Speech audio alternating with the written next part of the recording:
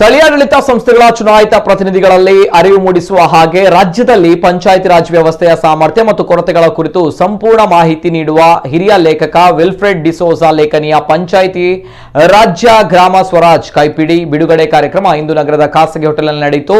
ಕಾಂಗ್ರೆಸ್ನ ಹಿರಿಯ ನಾಯಕ ಮಾಜಿ ಮುಖ್ಯಮಂತ್ರಿ ವೀರಪ್ಪ ಮೊಯ್ಲಿ ಪುಸ್ತಕ ಬಿಡುಗಡೆಗೊಳಿಸಿದರು.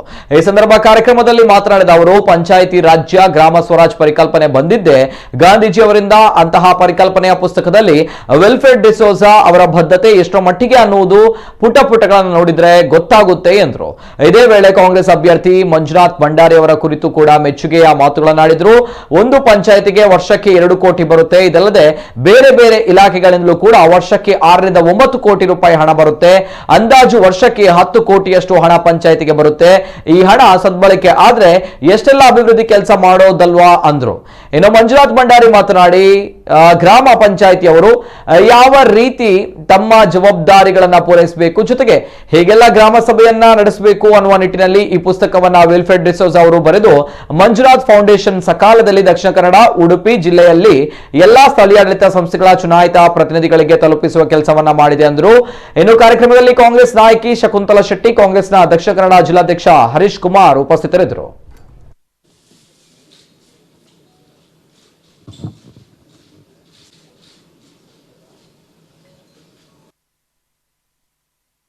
ಗ್ರಾಮ ಸಭೆಯಲ್ಲಿ ಅದೇ that's the most powerful body. ಇಡೀ ಕಾಯ್ದೆಯಲ್ಲೇ ಗ್ರಾಮ ಸಭೆ, ಅದು ಚುನಾಯಿತ ಸಭೆ ಅಲ್ಲ. ಆದರೆ ಅಲ್ಲಿ ಜನರ ಹತ್ತಿರ ಹೋಗಿ ಅವರೇ ಕಾನೂನು ಮತ್ತು ಅವರು ಎಲ್ಲೆಲ್ಲಿಗೆ ಯಾವ್ಯಾವ ಇಲಾಖೆಗೆ ಎಷ್ಟು ಗ್ರಾಂಟ್ ಕೊಡಬೇಕು ಅಂತೇಳಿ ಅವರೇ ನಿರ್ಣಯ ಮಾಡಬೇಕು. ವಿ ಹ್ಯಾವ್ ಎಂಪವರ್ಡ್ ಗ್ರಾಮ ಸಭಾ. ಅದನ್ನು ಕೂಡ ಗ್ರಾಮ ಸಭೆಯ ಕಾನ್ಸೆಪ್ಟ್ ಕೂಡ ಈಗ ಸ್ವಲ್ಪ ಭಾಳ ಡೈಲ್ಯೂಟ್ ಆಗ್ತಾ ಇದೆ. ತಾಲೂಕ್ ಪಂಚಾಯತು, ಗ್ರಾಮ ಪಂಚಾಯತು ಮತ್ತು ಇದರ ಕೂಡ ಗ್ರಾಂಟ್ ಈಗ ಏನು ಮಾಡ್ತಾ ಇದ್ದಾರೆ, ನಮ್ಮ MLA ಗಳು ಆಕ್ರಮಿಸ್ತಾ ಇದ್ದಾರೆ. ಅವರೇ ಅಧಿಕಾರ ತಗೊಂಡು ಅಲ್ವಾ ವಿಲ್ಫ್ರೆಡ್, ಬಹಳ ಕಾರ್ಯಕ್ರಮಗಳನ್ನು ಅವರೇ ನಡೆಸ್ತಾ ಇದ್ದಾರೆ. ನನಗನ್ನಿಸದೆ ಒಳ್ಳೆ ಪ್ರತಿನಿಧಿ, ವೆರಿ ಪವರ್ಫುಲ್, ಮೋಸ್ಟ್ ಪವರ್ಫುಲ್ ಪ್ರತಿನಿಧಿ ನಮ್ಮ ಮಂಜುನಾಥ್ ಭಂಡಾರಿ. ಅವರು ವಿಧಾನ ಪರಿಷತ್ತಿಗೆ ಹೋಗಿ you must restore back all the powers which is given under the 100% spirit of the grama panchayat. ಪಂಚಾಯತಿಗೆ ವರ್ಷಕ್ಕೆ 10 ಕೋಟಿಯಷ್ಟು ಅನುದಾನ ಬರುತ್ತೆ. ಅದು ಸದ್ಬಳಕೆ ಆದರೆ ಏನೆಲ್ಲ ಮಾಡಬಹುದು ಅಂತ ಆಲೋಚನೆ ಮಾಡಿದರೆ ನಂಬಕ್ಕಾಗಲ್ಲ. ಎಲ್ಲೋ ಸಮಸ್ಯೆ ಇದೆ. ಆ ಲೋಪಗಳನ್ನು ಸರಿ ಮಾಡೋದ್ರಲ್ಲಿ ನಾವು ಸೋತಿದ್ದೇವೆ. ಆದ್ದರಿಂದ ನಾವು ಕೇರಳದ ಜೊತೆಗೆ ಹೋಗೋಕ್ಕಾಗ್ತಾ ಇಲ್ಲ. ಅದೊಂದೇ ಇರೋದು. ಹೀಗೆ ಪುಸ್ತಕ ಬರೆದಾಗ ಇದರಲ್ಲಿ ನಾನೊಂದು 13-14 ಚಾಪ್ಟರ್ ಇದೆ. ಬಹಳ ಸರಳವಾಗಿ ನಾನು ನಾನೊಬ್ಬ ಟ್ರೈನರ್. ನಾನು ಟ್ರೈನಿಂಗ್ ಕನ್ಸಲ್ಟೆಂಟ್ ಆಗಿದ್ದವನು, ಟ್ರೈನರು. ಅರ್ಥ ಆಗಬೇಕು, ಯಾರಿಗೆ ಬರಿತೀವಿ ಅವರಿಗೆ ಅದು ಅರ್ಥ ಆಗಬೇಕಲ್ವಾ.